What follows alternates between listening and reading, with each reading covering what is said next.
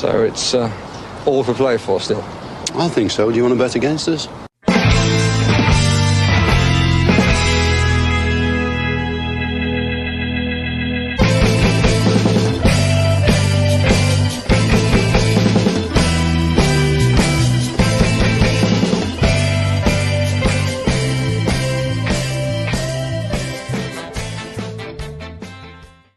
Hi, villains, and welcome to the Love of Paul McGrath podcast. And yeah, I am absolutely freezing, so I'm still wearing the touchline jacket even after watching that game. It's like as if I was there. But Aston Villa 2, West Ham 1. Aston Villa were not their best selves for 60 odd minutes of this game. Had a 10 to 15 minute purple patch and scored 2 goals that will paper over an awful lot of poor performances. But what I'm going to do is I'm not going to focus on the poor performance. I'm going to focus on just that 10-15 minutes. We will obviously talk about some players' performances and rightly so, I suppose, point out that it didn't work in the first half. There was a lax, lazy, pedestrian feel to the first half. But look, guys, we haven't been past the third round, and what did the commentator say? It was once in 10 years. Is all we've been past the third round. So any time that we can get into the fourth round of the FA Cup, I think is a positive, albeit that the performance didn't look like it was going to happen during a lot of stages in that game. Apologies first of all as well for not getting on the team sheet tantrum. And just give me 1 second actually. Well, I closed the door, just in case you guys hear anything. I couldn't get on the first for the team sheet tantrum. I was just I had other things I needed to do. I thought I'd be able to get back for about 7:10, but I've just been feeling absolutely shocking lately. You know, everybody I know seems to have this cold or this chest infection or whatever it is, and it's biting my arse at the moment. Hence the jacket that I have on at the as we speak. But yeah, I suppose let's start with the team sheet. Wasn't too many surprises, I suppose. Emi Martinez not starting was probably the only real one for me. Ian Maatsen starting wasn't exactly a surprise, I don't think. With McGinn being out, it's going to be a straight battle as to who's going to come in there in midfield. Ross Barkley started and I had to come off injured, unfortunately. But apart from that, the team was pretty much how we would expect it to be. You know, I didn't expect Lamar Bogart to play right back, didn't expect Costa to play right back or anything like that. So it was what I expected. Look, I suppose everybody is Robin Olsen is the conundrum at the moment, because what's happening with him, especially, is he going to Copenhagen or not? Is he going to be staying around Aston Villa or not? I don't know. But I think one of the biggest things that, look, he wasn't at fault for the goal that we played today.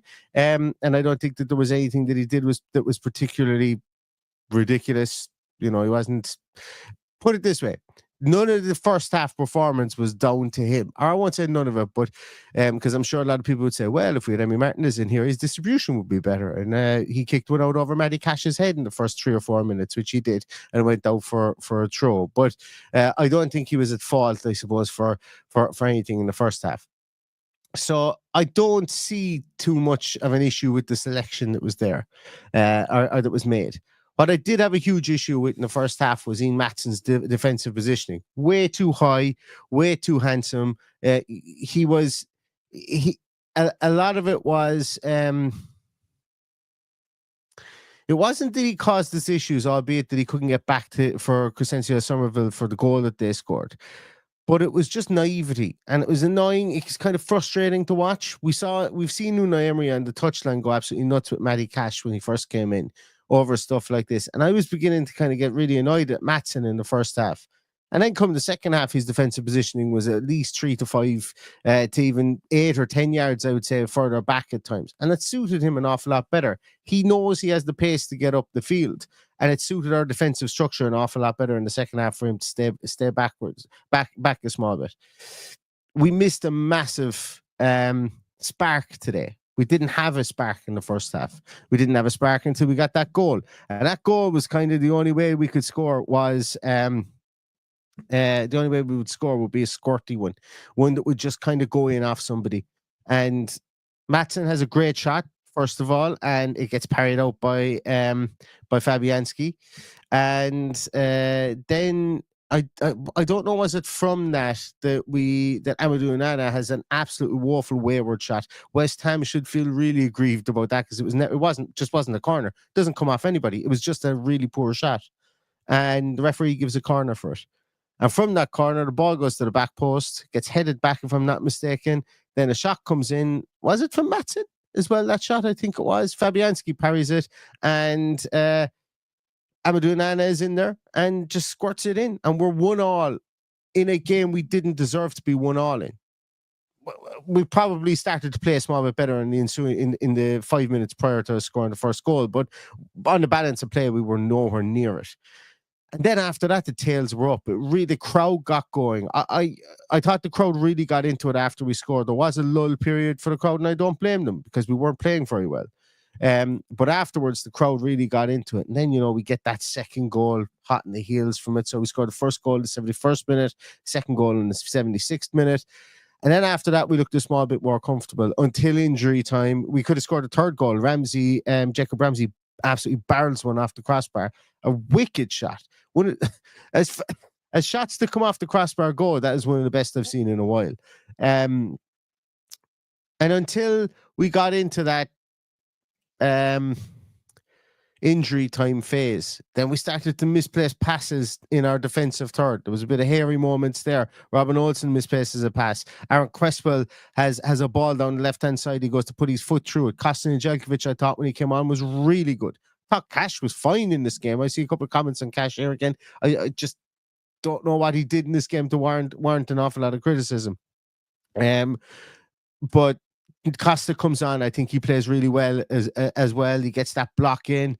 And Buendia comes on. Jacob Ramsey comes on. And we just that pace, that added energy seemed to drive us on towards the second goal. We actually looked the better team. I suppose going back to the way that we set up at the start. A lot of us, here included, have called for Youri Tielemans in the number 10 position. I thought that was one of his poorer games today. I just think that he got kind of lost in traffic, and then he got panicked when the ball came.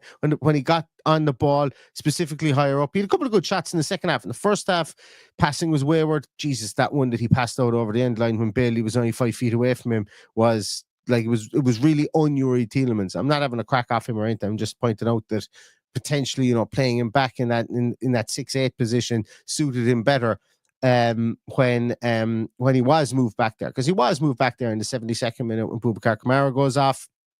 And Emi Buendia comes on and picks up that position. And again, Buendia ran around the place an awful lot, and I thought his energy levels were really, really good once more. Didn't get a whole lot of touches on the ball, but energy levels were good. So, there was I was firmly of the belief, that we were not being outcoached in the first half. I said it on Twitter as well. And you guys can have a different opinion. I'm not trying to convince anybody, as I always say. I'm not trying to be right. I'm just trying to tell you what I think. I didn't think that we were outcoached because we owned the ball. I thought that a lot of the players started off playing safe, then we conceded an early goal, and then they didn't know how to get through the gears again. And that's a difficulty. That's a leadership thing, as I've said before. This is, once again, broken record time, guys. This is what I always say. This is what I've been saying for quite a while. And we needed something to happen. And it did. That squirty goal happened. And then we capitalized on it, and West Ham went to pieces. When Nicholas Fulkrug went off, I didn't... a lot of people had mentioned online as well, Danny Ings coming on, Danny Ings goal incoming. Never felt we were going to. I didn't think it was going to be Danny Ings that was going to score, and I thought I had a funny feeling potentially maybe we might concede from a corner. That's how we were going to concede, and their fast breaks, get a corner, ball comes in, Souček, Mavropanos, Kilman, somebody like that might pop up at corners. But Danny Ings was decidedly poor when he for pretty much the whole game. I think he only had like Cresswell came on at what point in the second half? Was it like 20 minutes to go? And he had 14 touches, and Danny Ings had 14 touches, and he played for 75 minutes of the game. So I thought he was decidedly poor. But yes, I lost my train of thought there as to why I was talking about Danny Ings. Oh yes, yeah, because I thought that if they were going to score, they were going to score on a counter attack, or they were going to, and it would have been one of their midfielders, or they were going to score from a corner. But when we got our goal, I very much thought that they slunk. They really did. Like, and the whole momentum shift just went whop right to the other side. Whether it was the home decision, or the decision for the corner being so egregious that they felt that it was that badly against them, and they were completely discombobulated by it. Whether it was the crowd getting up, which I think they did after the first goal, or whether it was essentially directly after we got that goal, we brought on 3 subs in the 72nd minute, and whether it was that energy that brought a different impetus to the game, I don't know. I would imagine it's probably a combination of all 3. But I do think we played better in that period, and we needed to, because we were dreadful in the first half, really, really poor. Spacing between midfield and defense was awful for their goal. There was no midfield. There was no midfielder with a NASA's roar of Paqueta when the ball goes in the back of the net. Ollie Scarles has wins man of the match, has 46 touches of the ball, like literally. Must have enjoyed that FA Cup debut like no other game he's going to play, because he had a relatively handy time of it out there. I thought Leon Bailey was, in the first half, was such a shadow, and such a shadow of the player from last year, as were a lot of other players in the team. Top Morgan Rogers. I put up something on Twitter about, if any of you guys have ever seen Space Jam, when Charles Barkley has his powers stolen by the monsters. This is the stuff you come to this podcast for. And then he can't play basketball anymore. There was times there where Morgan Rogers' touch was so bad that I thought that somebody was after robbing his powers, or maybe that there was an illness gone through the team. But thankfully, halftime came. Thankfully, a couple of positional changes happened. And what I mean by there was a few tactical changes. I mentioned with Maatsen. It was a change there. Onana had come on just prior to halftime. There was a bit more delineation between himself and Kamara. If you guys noticed, Kamara was out on the right hand side an awful lot more. He was almost playing.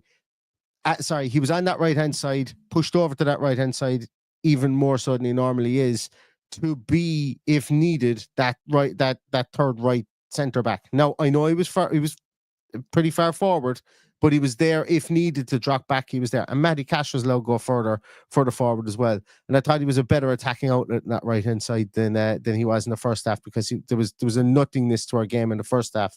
Leon Bailey was brought in more centrally towards Ollie Watkins, and I thought it suited us an awful lot better. And it while we were still turgid and lackadaisical and passive in our passing, we were going back and forth. And there was one instance, I think, in the first half, and then it actually happened in the second half again as well, where Kamara and Tielemans passed the ball back and forth to each other within a 5-yard, maybe a 5 to 6 yard distance 6 times, and the West Ham players were literally just looking at them. And that's the passive nature of this. It's all well and good passing the ball around and trying to draw players to you.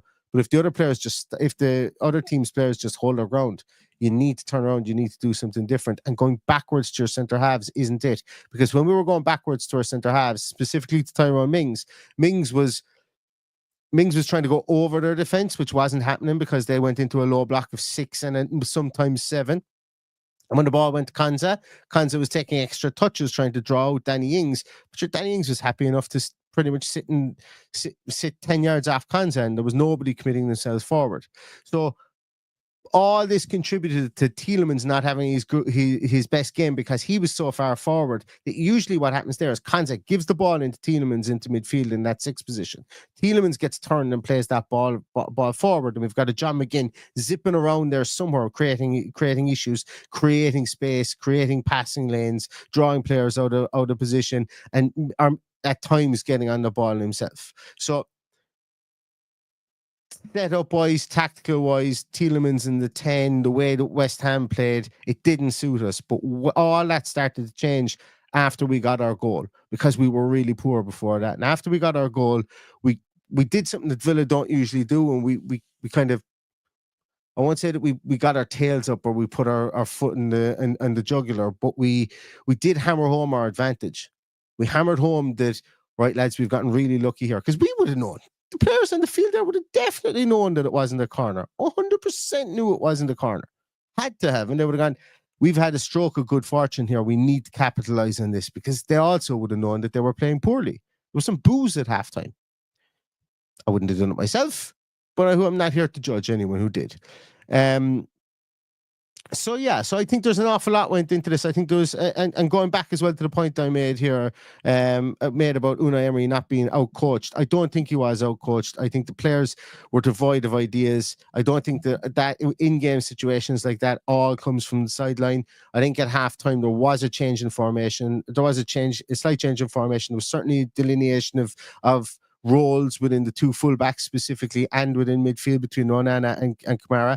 And I think that made much more of a difference to the way that we played. Tielemans started getting into the game a small bit more. As I say, we got our lucky goal, and then there is that. I don't know about you guys. I liked football jerseys without the names on the back. Just to change the topic completely for a moment. What do you guys think? I think that that having no names in the back looks better. I don't know what you guys think, but obviously we know the names were put in the back of the jerseys. That was specifically for almost profile purposes, profiling the players, name, image, likeness kind of stuff. But I don't know. I liked it. I thought the jersey was off-putting at times, although I love the jersey. I had to explain to my better half why Villa were wearing the black shirt. That's not a big deal. But I like the jerseys without the names in the back. That's just a little interlude here, because it was just something that popped into my mind. I'm going to come to some of your comments there as well, guys. Where is it? And look, guys, I know there's going to be a lot of comments here saying this person needs to be sold, that person needs to be sold. I'm going to stray away from those ones, and the reason I am is because it's not going to happen in January, and it's unlikely to happen it's more likely to happen for anybody who's going to be sold in June. I'm going to focus on the game and the comments on the game as well. And that's not to say that those comments are any less valuable than any of the other comments that are in there. It's just, I don't want to spend an awful lot of time talking about why Bailey should be sold, or if he should be sold, or why this person should be sold, or that Ollie Watkins is off form and should be sold. It's not going to happen. And this is the deck we have to shuffle from. It's about fixing and making these players. Ollie Watkins doesn't touch the ball basically for the first half, and then he comes up with an assist for Morgan Rogers. And I think once again, with Bailey up beside him a bit more in the second half, I think he plays a bit better. Yes, he isn't affecting the game from a touches point of view, or getting the ball to him. But when he gets that ball and he creates that assist for Morgan Rogers, and considering he's the only unbanned centre forward we have at the club, he's not going anywhere, and Bailey's not going anywhere either. We will be addition more so than subtraction with those players that we saw out there today, and I don't think that any of those, bar Robin Olsen, will be leaving the club in the short term. I will say. Thank you as well to the almost 1,200 people that are watching. I do appreciate you all. Thank you so much for your time. If you do not subscribe to the podcast, please consider it. I'm not going to force you. It doesn't cost you anything. You can just click on the subscribe button there. It would be nice to have you around for other matches and so on. Hookah SC says, never in doubt, lads. Yeah, never in doubt. Do you want to bet against us? As someone on Twitter said to me, he goes, wouldn't it be gas if we went away and won the FA Cup? And to which I could only respond to them saying, yeah, we might as well. We already have one hand on it as we speak, after that good fortune for that corner as it is. David Dwyer says, getting to the next round is all that matters at this stage. Genuinely, that is the overarching feeling about this game. Getting to the second round after the first half performance we put down, getting to the second round is very much all that matters, I think, now. HSS says Paqueta is embarrassing, the most pathetic little dive I've ever seen. Literally throws himself to the ground every chance. I think he was fouled once in the game but got 7 free kicks. I agree. And the sad thing about it, HSS, is I think our first goal probably gets chalked off because he throws himself to the ground with that tussle with Ezri Konsa, and that's why the game is an ass at times. But it didn't, and we didn't have VAR, and it's all a matter. It's all a matter at this stage. Andy Badger says Ned was pretty good. They thought they were right hard to pick. I'm just going to go to the hard to pick a man in a match for Villa. I think Nedeljkovic was really good. Yeah, I think Nedeljkovic was really good when he came on. I also think Matty Cash was fine in this game as well. And I know people will think differently. I'm not trying to convince anyone. I'm not saying that anybody's wrong. It's just I was happy with his defensive positioning. I thought when in the second half when he was able to go further forward, yes, he hit men with his cross, but I was happy with his performance today. Ned coming on though was a different beast. He's a stouter defender, and that's why I was happy to see him come on, because we needed defenders to defend. Essentially, I was giving out about Maatsen on the other side during the game. I completely understand. He's a very, very good attacking fullback, and do not ever change that in his game. Keep that in his game 1,000,000%. I just wanted him to be 5 to 6 to 7 to 8 yards further back, and to back his pace going forward. Because, and the reason I wanted that was he was going further and further forward because Mings was trying to play those long balls over the top to get him, but he was hitting the fullback every single time. He was hitting Wan-Bissaka every single time. And then what was happening was Maatsen was pushing further forward, thinking that Mings might want to go over the fullback again, and all it was doing was pushing the fullback back, and all he was doing was winning the header. So Maatsen was getting caught very far forward. It's not even a naivety, but it is a naivety, if that makes sense. So he was doing the right thing by trying to get a jump on the fullback, but Mings was still hitting the fullback anyway. So he was massively caught out of position. So I think it's just the kind of getting used to, okay, I'll try that once or twice, but I need to get back and defend, because at the end of the day, I'm a left back. When Ned comes on the other side, going back to the point I was making about Ned, the stouter defensive ability, you see that block from Cresswell. I'm not saying that Matty Cash can't make that block, but I think it's the nature of the block from Costa. That he's, I still, and once again, broken record time coming up here, I still think he fancies himself as a centre half. I still do. Now, the funny thing about it, he is probably one of the slimmest 6 foot players. 6 foot, I think he's 6'1", maybe, players on our team at the moment. I think he needs to come for a few pints with me next time I'm over. When I'm over for the Celtic game, I might bring him out for a few pints, put him in a meat in the bones. He's not small, but he just looks, he's got a slim frame currently at the moment. That's because he's 19 years of age. He's going to fill into his body. But the reason I'm saying that is that he's able to, Cresswell takes a shot, he stands up to it, and then there was a couple of other times where he comes out, he barrels out and gets his head on the ball. Matty Cash would never have got his head on some of those aerial balls that came in, specifically at corner times, specifically at the second balls from corners that were looped up over. I think he headed 2 of those away, if I'm not mistaken. Cash doesn't get on those. Costa does, because of his height, because I think he fancies himself as a centre half, and that's brilliant. I want him to, because because in Serbia they think he will be Branislav Ivanovic. We've been over this ground before, so fair play to him. Really good, and I like that, and I want him to build on that, and I want him to be a viable, very viable fullback option. I want him to be under massive consideration to be right back against Everton. And I want there to be a rotation. I want there to be viable options at right back that don't involve pushing Ezri Konsa out there. Now, Manchi was over watching the Celta Vigo game today. Seems like he's going to be doing the deal for Menendez. Menendez played for Celta Vigo. It's fully within their rights to play him. But Manchi isn't over there watching that game for the good of his health. So whatever happens there, happens there. And if Kosta Nedeljkovic gets loaned out, I know we're going to be from here till June saying, why do we want Kosta Nedeljkovic out? We see not Kosta Nedeljkovic for the next 5 years. That's what the club views him as. A 5. They see the long term benefits of this guy. If that happens next Wednesday against Everton, and he happens to be the right back there and plays a stormer and stays with us, absolutely brilliant. But if he does get loaned out and Oscar Menendez comes in and we've got 2 right backs there, the sole goal, I think, of this transfer window at the moment is having two fullbacks that you know can come in and can play at the moment. Whether one of those is Ned or not is not my decision. It's not your decision. And it's one that I think the club will have more eyes on. They may get it right. They may get it wrong. I'm just kind of talking about what may happen over the next 21 days as the transfer window does loom. But Kostin Jelkovic today thought he had a really good 24 minutes, I suppose, if you include the 6 minutes injury time. Thought he had a really good 24 minutes.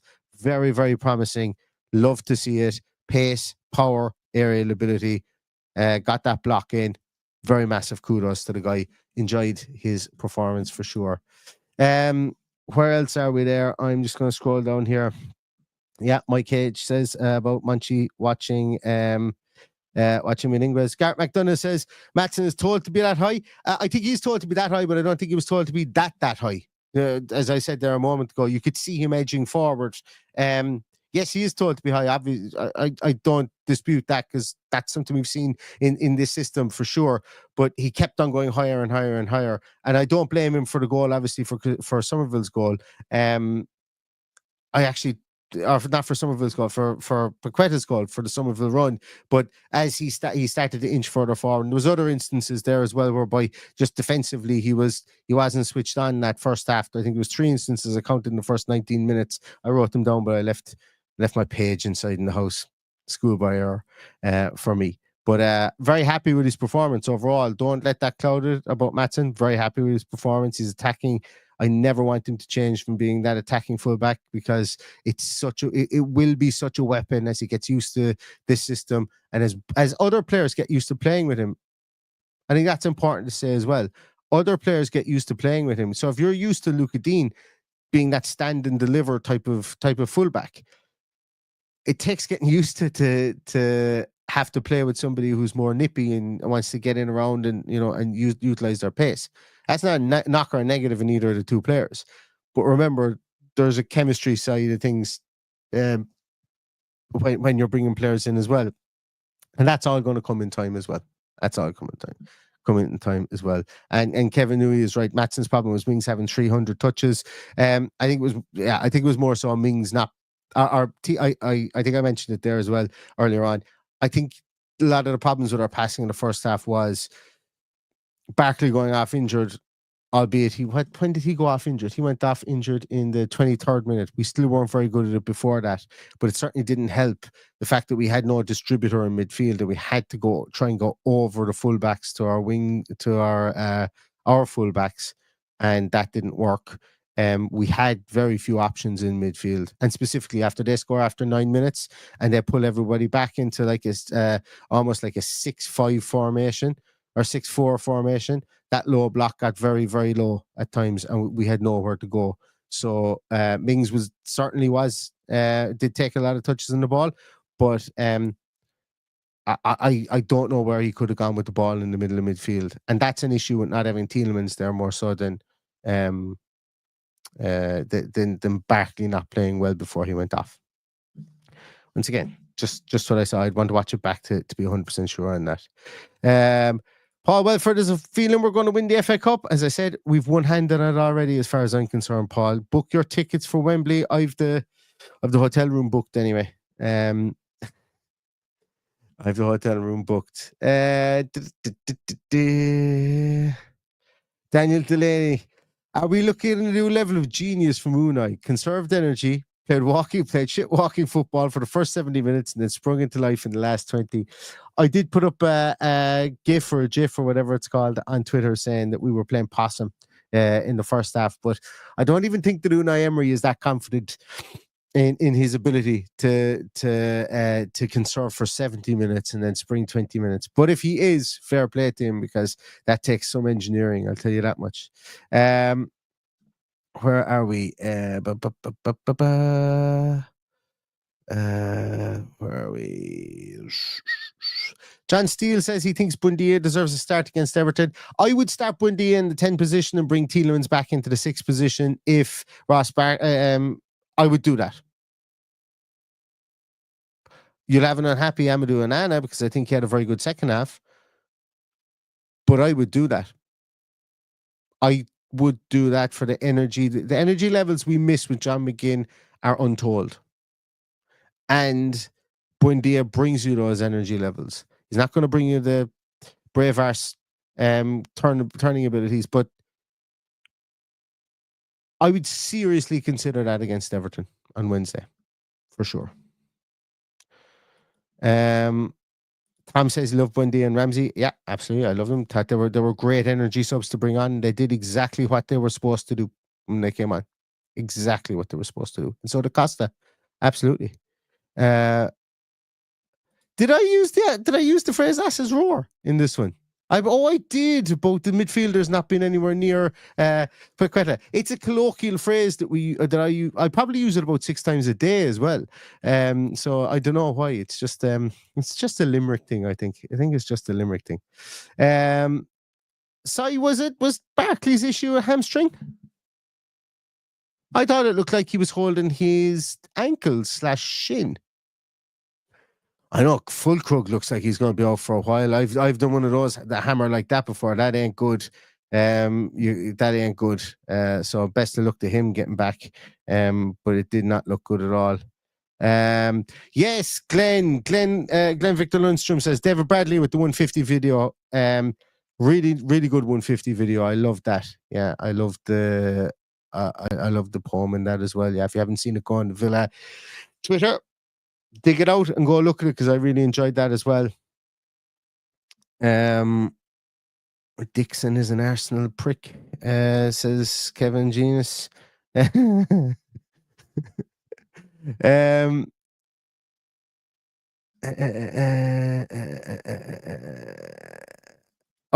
says 100% Neil, great traditional. I presume that's about the numbers in the back because you said in a basic 1 to 11 is ideal for me.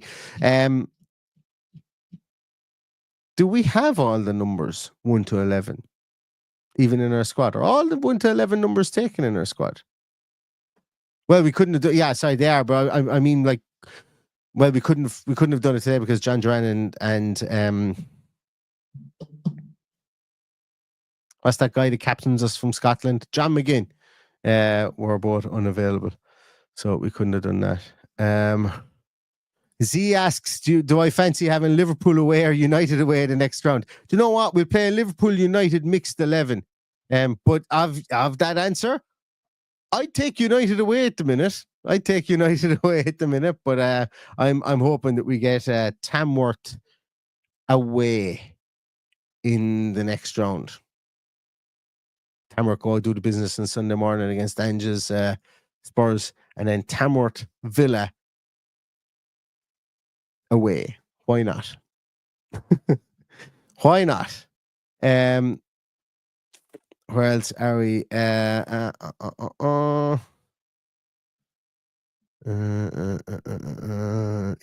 as the Dead Follow channel says, Lino gifted Villa momentum. It was actually the ref. The ref gave it, not the Lino, but absolutely. It did. It gifted us momentum because we were doing nothing. We were up to very little else. We'd had the Matson shot just beforehand. We'd had the Tielemans shot go wide just before that as well. But outside of that, the one that clipped off Souček's heel, I think it was, or Soufal's heel. Before that, but apart from that, we had nothing. We had only had one shot, and that was a Morgan Rogers one from the edge of the area that went about 65 yards over the bar. Yeah. Going to scroll down here. I'm going to take 1 or 2 more comments, and then we're going to call it a day, guys, because I'm sure the rest of the podcasts will be getting up and running then, and we've got nearly 1,300 people here. Say hello, all you 1,300 people, to everybody else there. Pop a line emoji in the comments there if you're new to the channel, and I'll say hello to you. But if you are new to the channel, click on the subscribe button there. Costs you nothing. Come along for the discourse. We'd love to have a bit of a chat. There's nothing too serious here, and we will we'd love to have you on board for further games and for further podcasts as well. So Glenn's asking, where is Paddy? Paddy's at the bottom of a £1.50 pint, I'd imagine, somewhere around the ground, giving out about Leon Bailey and probably still happy that we won 2-1. So that's where Paddy is, I would imagine, Glenn, at the moment. Spencer asked, thoughts on Ramsey tonight? Thought he looked really good and determined. Yes, I do. Look, Ramsey hasn't had an easy 12 to 18 months. Well, 12 months anyway. Since the year finished up when we finished 7th, he gets injured then playing for the England 21s, was it? He gets injured. Yes, it was. He breaks his bone his foot. Was it the Liz Frank? I think is that the one that it was, or one of the metatarsals? And no, Liz Frank isn't the woman from 33 Below who has all the cats. It's a bone in your foot that you can break. Yeah, he hadn't really looked himself, and then we rushed him back, and then he had another injury, and then we gave him a load of time, and he came back at the end of the season. He couldn't get game time, and then he was probably putting pressure himself to stay in the team. But today was probably his best performance in 12 months, I think, and it was only 24 minutes, but it was really good. And that ball that he thunders off the crossbar was one of the best shots off the crossbar that you will ever like not that you will ever see, but it was a great shot that thundered off the crossbar, and I enjoyed it no end. So yeah. Luca Wadding is saying we played on one shit pitch this season. I don't want to explain it. I presume that's in reference to Tamworth's plastic pitch. I presume that's what it is. Yeah, Gary Howlett says the same about the plastic pitch. That's exactly why I said it. Plus, it'd be a short hop, skip and jump for a lot of you guys that are over there anyway as well. So one more. Where else are we?